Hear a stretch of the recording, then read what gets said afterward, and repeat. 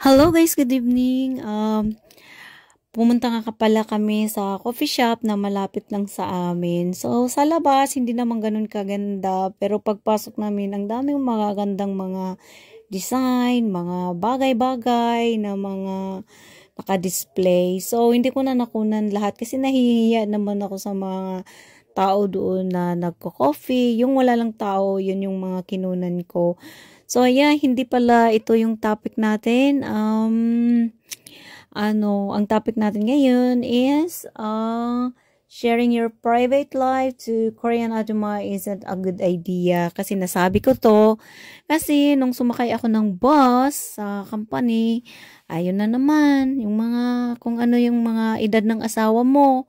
Kasi nga, may kasama ko sa work na ganyan, may edad na yung asawa, and then may sakit, hindi na nagtatrabaho. So, bali yung asawang foreigner na lang yung nagtatrabaho, ganyan. So, kung iisipin mo, parang hindi concern yung sa kanila, parang nambuli na hindi mo alam. So, ganyan, sinasabihan na, bilisan mong pag-uwi at bilisan mong magpapakain dun sa kumbaga, asawa ng kapatid mo kasi may sakit, may ganyan-ganyan. And then, they don't stop asking something about yung mga, sensitive question, yung mga private na.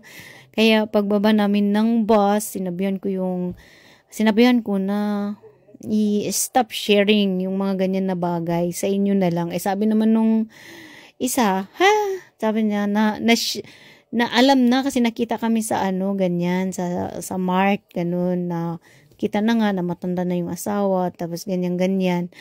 So, kung baguhan ka sa Korea at nag-asawa ka ng Korean na matanda, so, halimbawa kung may mag-ask sa'yo kung ilang taon na yung asawa mo, wag mong sabihin yung exact age ng asawa mo.